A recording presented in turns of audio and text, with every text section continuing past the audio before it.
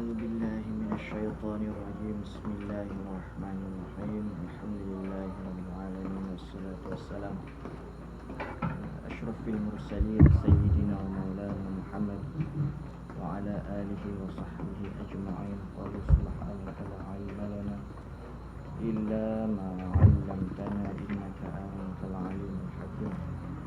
قال رب اشرح لي صدري ويسر لي أمري واحلل عقدة من لساني يفقهوا قولي. اللهم افتح علينا حكمتك وانشر علينا خزائن رحمتك يا أرحم الراحمين.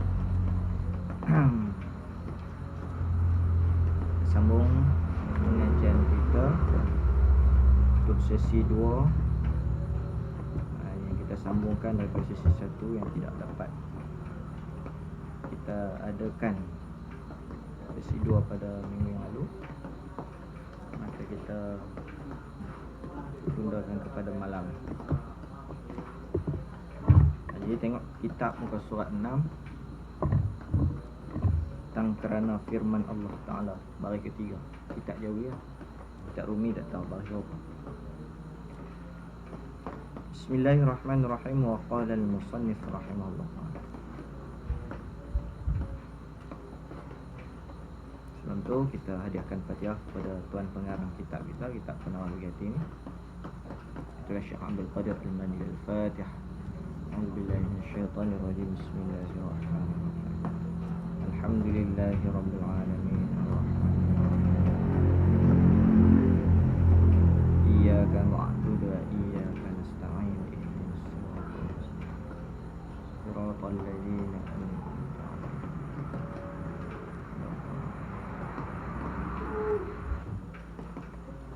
Berkata Tuan Musannif rahimahullahu ta'ala, Tuan Musannif kita, kitab Penawar Begati kita, kitab bagi ilmu tasawuf kita ni, siapa pengarangnya? Iaitulah Syekh Abdul Qadir Al-Mandiri.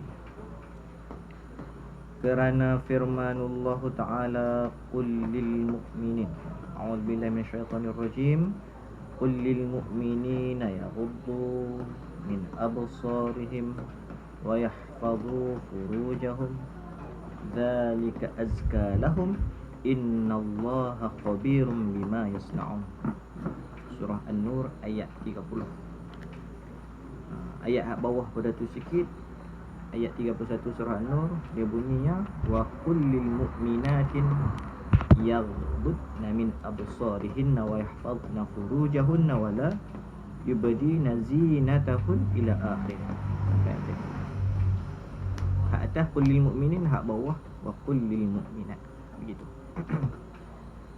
Jadi arti daripada ayat Quran yang kita baca tadi ni, qulil mu'minin, yang daripada surah An-Nur ayat yang ke-30. Betul kan? Surah An-Nur ayat 30. Dia tak tulis kat situ. Tulis. Artinya, arti daripada ayat Quran tadi, bersabda olehmu. Ayat Quran ni suruh Nabi kata, sebut, sampaikan. Hai Rasulullah, sampaikan bagi sekalian yang beriman, pejamkan oleh kamu akan mata kamu daripada barang yang tiada harus, daripada perkara yang diharamkan bagi kamu melihatnya. Nescaya memejam oleh mereka itu mukmin. Ayat ni isyarat kata bahawa kalau betul beriman yang kamil, dia apa yang Nabi sampaikan, dia akan ikut. Itu syarat kepada kita. Nabi suruh pejam, dia pejam. Nabi suruh jaga, dia jaga. Tapi kalau kita ni iman kita belum kamil, belum sempurna, belum tamam, maka apa yang disuruhkan oleh Nabi kita Muhammad sallallahu alaihi wasallam, apa yang diperintahkan oleh Allah Subhanahu wa taala kepada kita, kita tak dapat lagi, belum lagi kita penuhkan. Itu tanda kita belum sempurna keimanan kita. Itu ayat ni macam ni lah. Bila mana seorang tu beriman, maka syarat ayat ini memberitahu dia akan turut, dia akan ikut, dia tak ada bantah-bantah apa.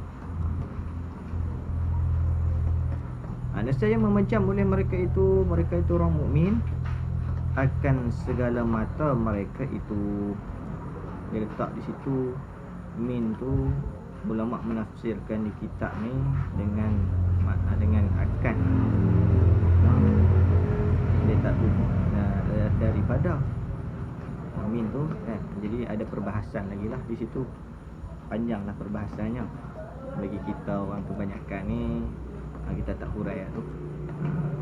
Pasal apa amin tu dia terjemah dengan akan. Amin tu bahasa Arab.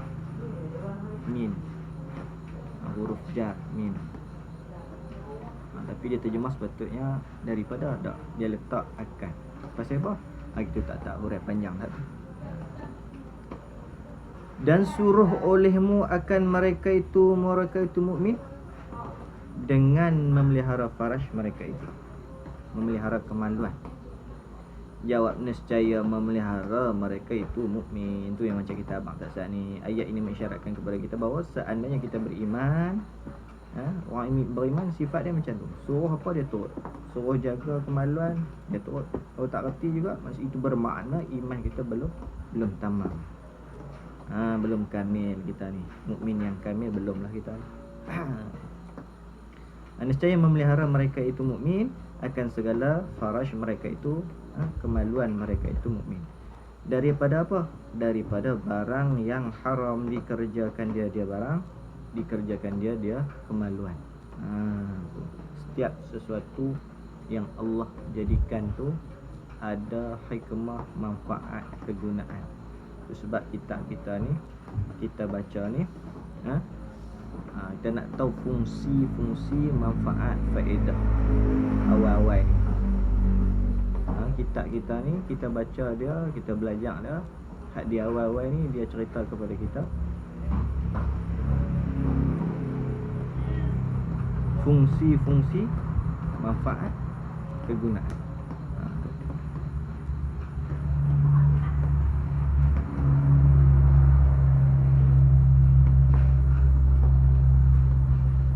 Dan yang demikian, dan bermula yang demikian hak mana?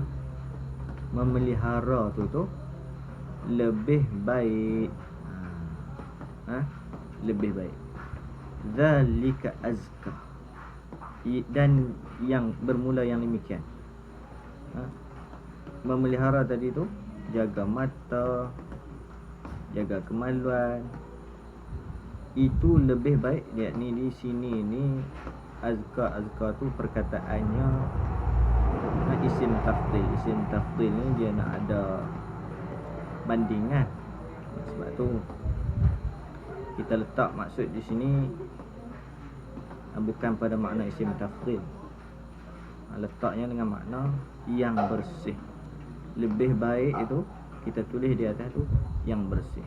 Dan yang demikian memelihara itu yang bersih bagi mereka itu. Kalau kata yang lebih baik, kalau macam tu tak pejam mata pun baik juga, cuma tak lebih baik lah.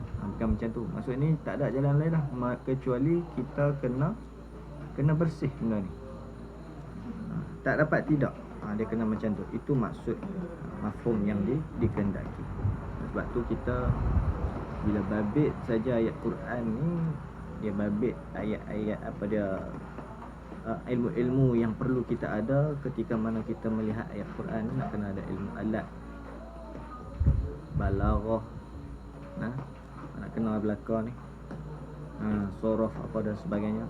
Yang 8 tu lah, ilmu alat yang 8 tu, supaya tidak terjadi cacat pada penafsiran ayat Quran. Faham?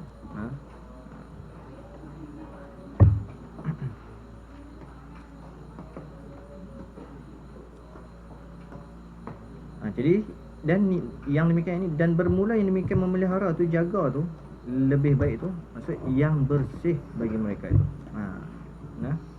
Lebih baik ataupun yang bersih bagi mereka itu. Melihara, jaga tu bersih.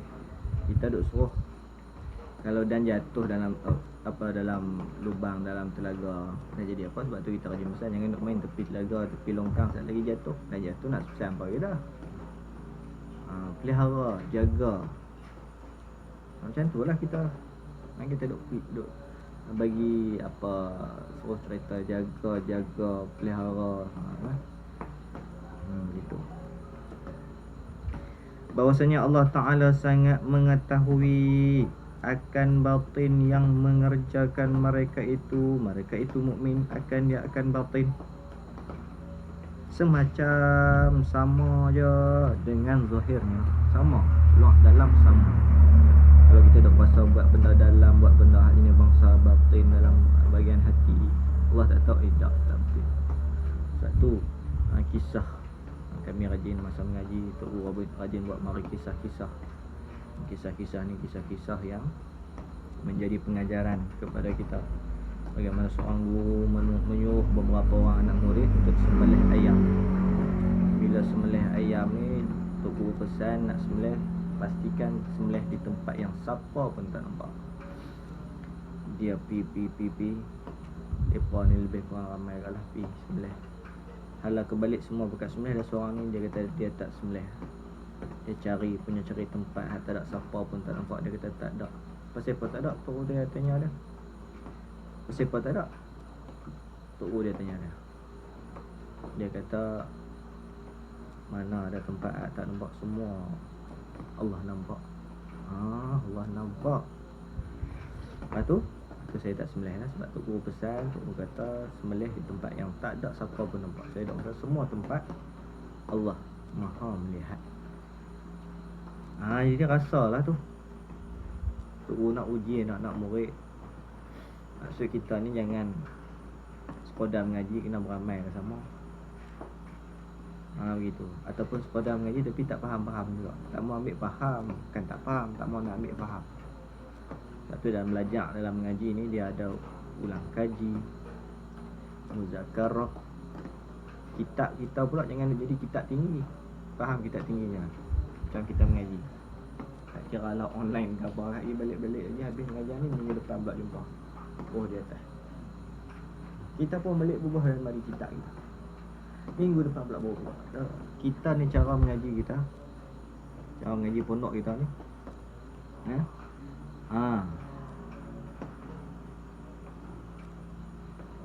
sebelum buka, sebelum mengaji, sebelum kelas kita baca. Masa dalam kelas kita ni buka tengok dah ni baca lagi. Sekali lagi habis pada ni pula tengok balik hak mengaji tadi, baca pula sekali, 3 kali baca. Macam tu cara. Sebelum nak ngaji sekali, masa duduk tengah mengaji macam ni sekali, sekali lagi habis mengaji sekali. Macam tu cara dia. Bawa ilmu kita nak hidup. Ni apa nak abang ni? Nak abang kata pelajar tadi ni, yang mana dia beramal dengan ilmu dia, Allah mengetahui dalaman dan luar, sama je. Jangan kita duk kata bila duduk dalam hati Allah tak tahu. Bila kita buat di tempat-tempat yang orang tak tahu, orang apa Allah tak tahu juga. Bukan macam tu. Allah Maha mengetahui segala-galanya. Maka dijantarkan di sini bahawa bahwasanya Allah Ta'ala sangat mengetahui akan batin yang mengerjakan mereka itu mukmin, dia akan perkara-perkara batin, buat benda-benda batin semacam dengan zahirnya. Allah tahu belaka buat benda batin, Allah tahu buat benda yang secara zahir, secara terang pun Allah tahu, secara sembunyi, secara batin, dalaman pun Allah tahu, sama. Maka membalas ia Allah akan mereka itu mukmin atas memeliharakan perbuatan. Jaga. Kalau perbuatan tak dijaga pun kena, kalau menjaga perbuatan dia pun kena. Begitu. Habis. Ada pada ayat ini, ayat kita baca ni lah, qul lil mu'minin, kita sedang perbahaskan ni, mengajar kelakuan yang baik dan memberitahu dan menakutkan. Nah, abang di sini ada 3 elemen ini pada satu ayat. Elemen apa? Yang pertama nak cerita tentang mengajar kelakuan yang baik, adab. Nak ajak adab. Sebab tu tasawuf ni sebagainya menyatakan bahawa ia adalah ilmu adab, ilmu berkelakuan baik. Dan memberitahu, ini ada pada ayat ini nak cerita tentang makluman, nak beritahu, nak cerita. Dan lagi, dan menakutkan. Daripada ayat ini ada juga tentang nak menggerunkan kita, nak bagi amaran kepada kita. Begitu pada ayat ni. Maka adapun mengajar adab, mengajar perangai, mengajar kelakuan, maka hak mana? Hak mana? Maka firmannya Allah Subhanahu Wa Taala yang kita baca di atas tu, tang mana hak kata cerita pasal ajak adab, ajak kelakuan baik ni? Bersabda olehmu bagi sekalian yang beriman, nescaya memejamkan mereka itu akan segala mata mereka itu. Itu ayatnya. Ya. Bersabda olehmu, ilmu Muhammad, bagi sekalian. Kena kaki. Bersabda olehmu Muhammad bagi sekalian yang beriman, jawab, nescaya memejamkan, yang ni tiada memandang. Memejam dengan maksud tiada memandang, ataupun dia ada dua makna. Memejamkan, memejam secara majazi dengan maksud tak pandang, tak tengok. Tu. Ataupun memejamkan secara hakiki, pejam sungguh, tak tengok. Majazi secara bahasanya. Memejam dengan maksud tidak pandang. Kalau memejam cara hakiki, maksud hakiki, macam tu lah, jam. Gitu. Itu segi bahasa je.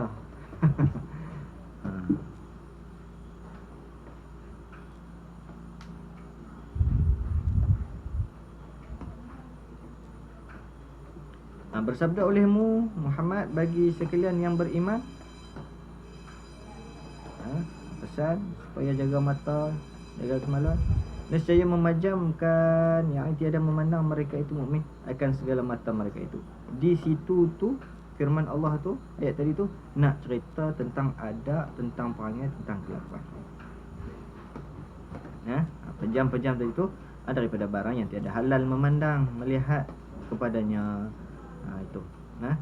Dan dengan ini perkataan lagi, dengan ayat yang sama juga, menyuruh Allah Ta'ala akan hambanya dengan berkelakuan yang baik.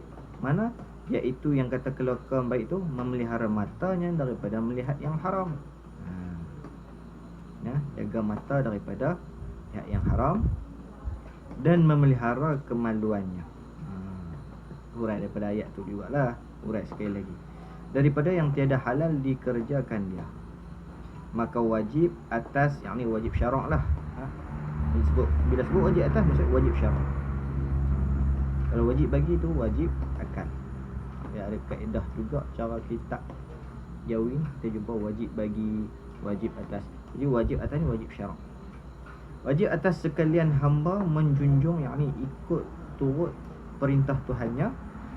Dan jika tiada, yang ni dia tak junjung lah, yang meninggal lah, jawabnya nescaya adalah ia seorang yang jahat pandai. Bila disuruh buat tak buat. Ayat tadi cerita pasal adab, kelakuan baik. Jadi bila tak buat ni berkelakuan jahat. Perangai dia perangai orang jahat. Begitu. Dan patut ia seorang dimurkai. Patut lah, memang patut pun dia dimurkai dan disiksa. Begitu.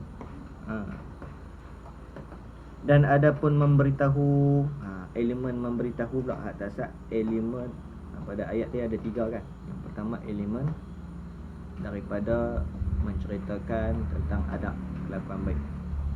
Yang kedua elemen ada menceritakan tentang memberitahu. Sat lagi hak last sekali baru dia cerita tentang elemen apa? Menakutkan, amaran, menggerunkan, begitu.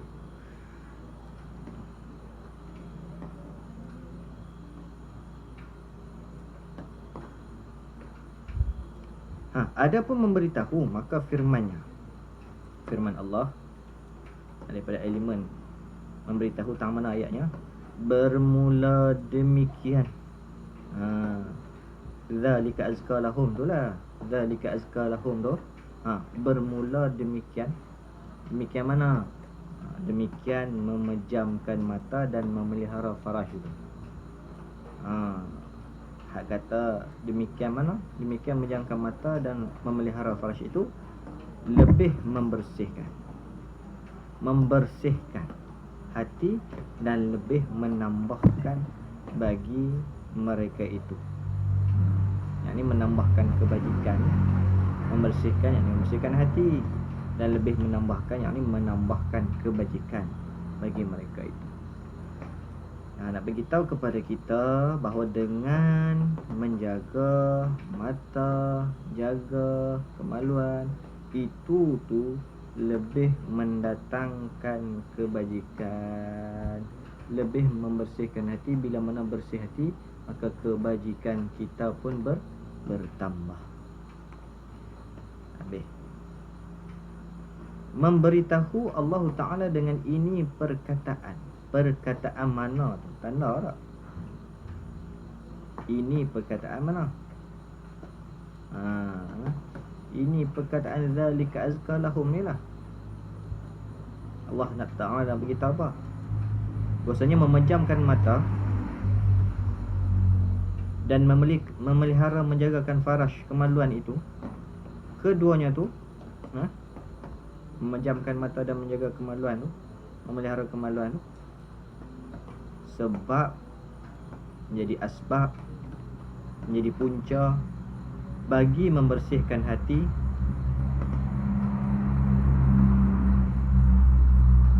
daripada segala dosa. Orang tanya kita, macam mana cara nak elak daripada dosa? Jaga mata, jaga kemaluan. Tu cerita di sini. Ayat ni menceritakan kepada kita. Dan sebab bagi membanyakkan pekerjaan kebajikan. Mata kita kalau kita jaga elok, semayang rasa sedap, semayang tak rasa malas. Ni saat-saat semayang feel, saat-saat semayang tertinggal. Cara nak bagi semangat mengaji macam mana? Tinggalkan maksiat. Cara nak bagi semangat beribadah macam mana? Caranya tinggalkan maksiat. Sebahagian daripada maksiatnya melalui mata. Maka mata kena jaga. Tengok benda-benda haram akan mendatangkan malas, akan mendatangkan semayang tidak khusyuk. Terkadangnya dengan semayang kita tu jadi tak khusyuk dengan sebab mata. Berjalan sana, berjalan sini kan. Mata tu Allah. Mata kiri kanan, kiri kanan, kiri kanan, macam lampu signal. Dan punca sebab mata tu menyebabkan semayang kita. Masa semayang tu jadi para sahabat radhiyallahu anhum bila semayang, tubuh mereka seumpama ataupun bila mereka berada di hadapan Rasulullah sallallahu alaihi wasallam seperti tunggui kayu kering. Kan? Kenapa macam tu? Kehidupan mereka macam tu, kenapa? Punca apa kehidupan mereka seperti sedemikian? Punca dah adalah kerana mereka ni Masya Allah mengenali Allah Subhanahu Wa Taala. Mereka ni Masya Allah, kehidupan mereka ni meninggalkan maksiat. Mata mereka tak lihat maksiat. Mata kita pun lihat maksiat, kan? Walaupun kadang-kadang kita ni walaupun juara Quran seperti itu, juara membaca belum pengamalannya lagi. Maka sebab itulah disebutkan dalam kitab ni kita kena jaga mata. Itu asbab pada mata ya terkadang. Sekarang kita banyak tengok telefon kan. Jadi kita tak jaga mata kita, dia akan menyebabkan mata apa di hati kita tu jadi kotor. Secara otomatisnya ibadah kita jadi berat. Jadi susah nak ibadah. Sahabat Nabi Sayyidina Uthman bin Affan, dia bukan cakap tak tengok wanita, dia kemaluan dia sendiri pun dia tak tengok, dia malu Sayyidina Uthman. Kita ni Allah Akbar.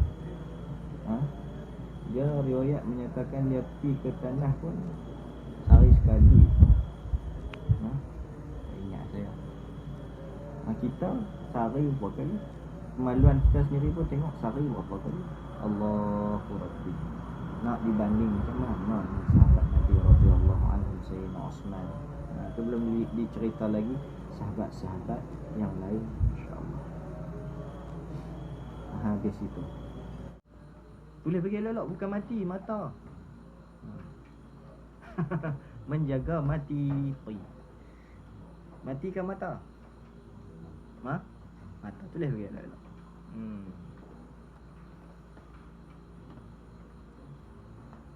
Kitab Jawi ni kena tulis elok. Eja tulisan Jawi tak berbaris bagi elok-elok. Fakulti atau salah satu jurusan yang kita sebutkan dalam mana-mana universiti. Baca Jawi tolak-tolak jadi fakulantai. Bukan fakulti, fakulantai. Jadi menjadi asbab kepada membanyakkan pekerjaan kebajikan yang jaga mata. Kita ni bukan dekat mengaji, kena beramal sama. Ngaji banyak, tak beramal tak jadi ke? Kena beramal sama.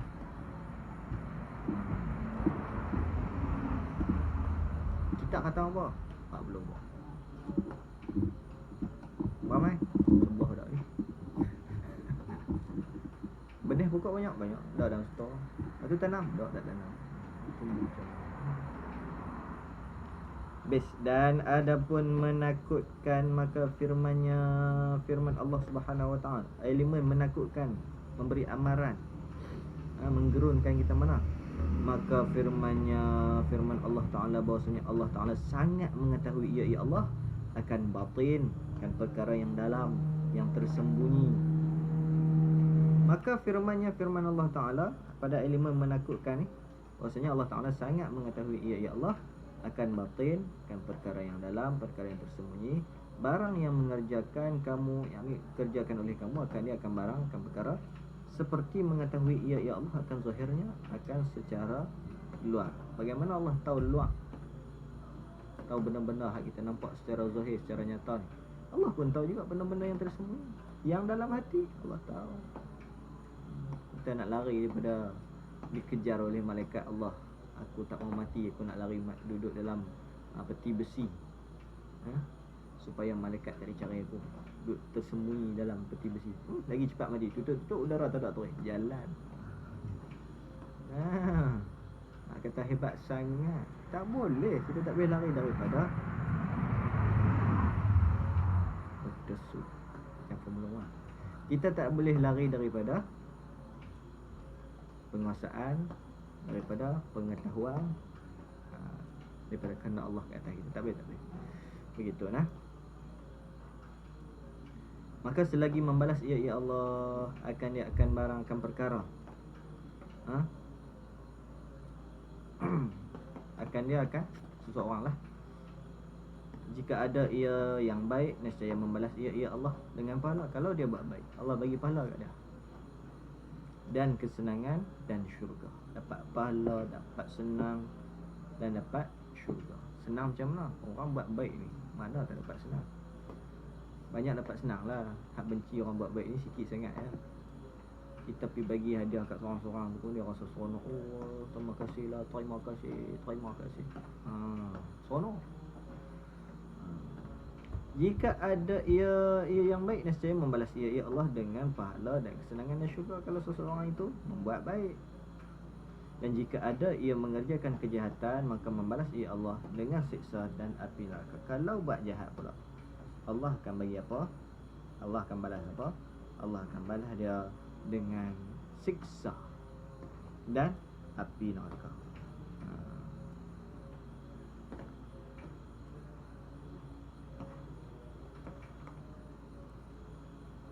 Okey. Wal'iyadzubillah, kita takut api neraka nah. Jagalah. Benda-benda ni kita buat semua ada hitungan di sisi Allah Subhanahu wa taala. Habis. Dan firman-Nya Allah Taala, a'udzubillahi minasyaitonir rajim. Firman Allah lagi.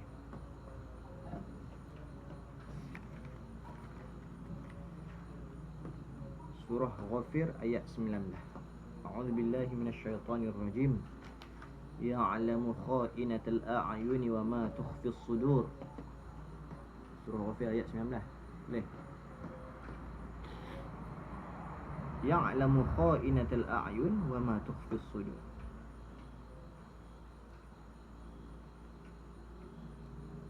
Artinya mengetahui oleh Allah Ta'ala akan khianat segala mata. Iaitu yang kata khianat segala mata tu, mencuri oleh mata itu akan memandang kepada yang diharamkan. Yang kata mata khianat tu, curi pandang kepada benda-benda yang diharamkan oleh Allah Subhanahu Wa Ta'ala. Dan mengetahui ia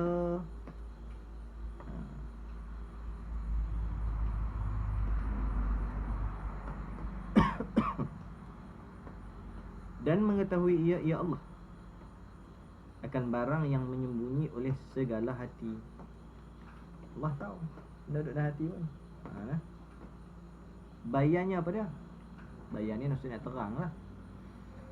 Daripada cita-cita mengerjakan kejahatan, Allah tahu apa duduk dalam hati. Dan cita-cita mengerjakan kebajikan pun Allah tahu yang duduk dalam hati. Tentu kita kena jaga. Allah tahu belakang. Allah tahu. Setiap gerak kita ini dikawal oleh Allah Subhanahu Wa Ta'ala. Dan sabda Nabi sallallahu alaihi wasallam, innan nadhara ila mahasinil mar'ati sahmun masmumun min sihami iblisa faman tarakaha adzaqahu Allah Ta'ala ta'na ibadatin tasurru. Artinya bahasanya memandang kepada tempat yang elok daripada tubuh perempuan itu seperti anak panah yang beracun. Pada hadis tadi tu dia tak ada pun kasahmun. Ka tu maksudnya seperti sahmun, anak panah yang beracun. Dia tak letak pun, tapi ulama meletakkan ka, meletakkan seperti. Sebab apa? Hadis Nabi pun dia ada juga balaghah dia. Surah dia ada, ilmu-ilmu alat dia, hak 8 ada. Kan kita boleh baca Zuhir je. Lepas tu ikut dari bahasa kemas sangat. Baru dulu ni aku nak surah pun cuti banyak-banyaknya nak. Memandang kepada tempat yang elok daripada tubuh perempuan. Artinya hadis Nabi SAW bahasanya memandang pada tempat yang elok daripada tubuh perempuan itu seperti anak panah yang beracun. Daripada segala anak panah iblis. Pada mana? Pada sangat segera membinasakan. Anak panah saja pun teruk dah. Anak panah beracun, lagi cepat jalan. Kita kena hati-hatilah benda ni. Maksud bila kita melihat kepada tempat yang elok daripada perempuan, itu adalah daripada anak panah iblis yang telah pun menusuk kepada kita. Anak panah tu pula anak panah yang beracun. Maka barang siapa meninggalkan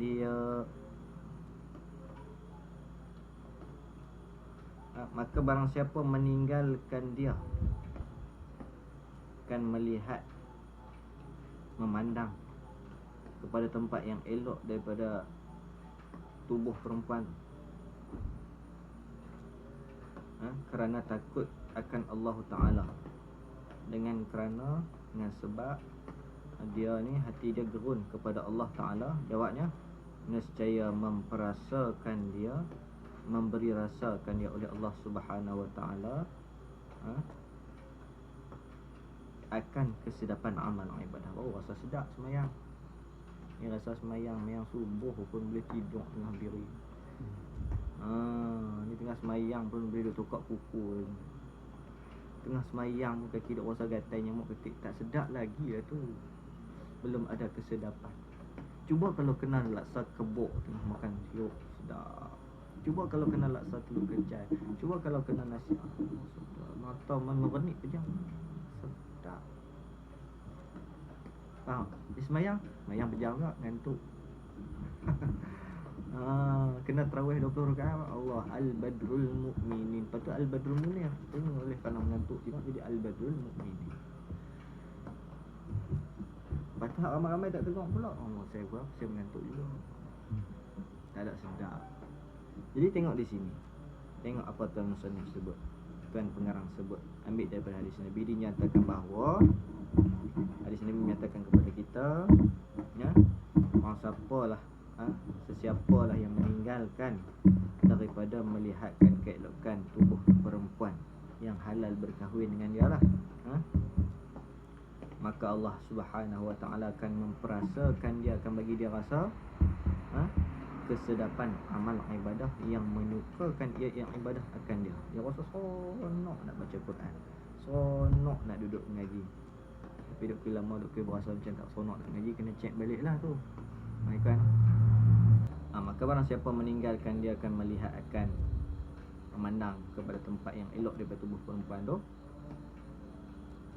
maka nescaya Allah akan memperasakan dia, bagi dia rasa tinggal dia tu tinggal kerana takut kepada Allah lah. Ni tak mau tengok, siapa tak mau tengok awet tu, tak mau tengok bang, tak lawa. Okey, tak lawa dia tak mau tengok. Lawa nak tengok. Itu bukan kerana Allah, kerana tak lawa. Betul kan? Ni siapa tak mau add friend ni? Dia ni tak lawa. Kalau lawa kena add lah. Subhanallah. Inilah. Itulah menunjukkan bahawa kita amal dah ilmu kita sebelum ni. Betul kan? Boleh kan? Boleh no? InsyaAllah. InsyaAllah saja. Okey, baik.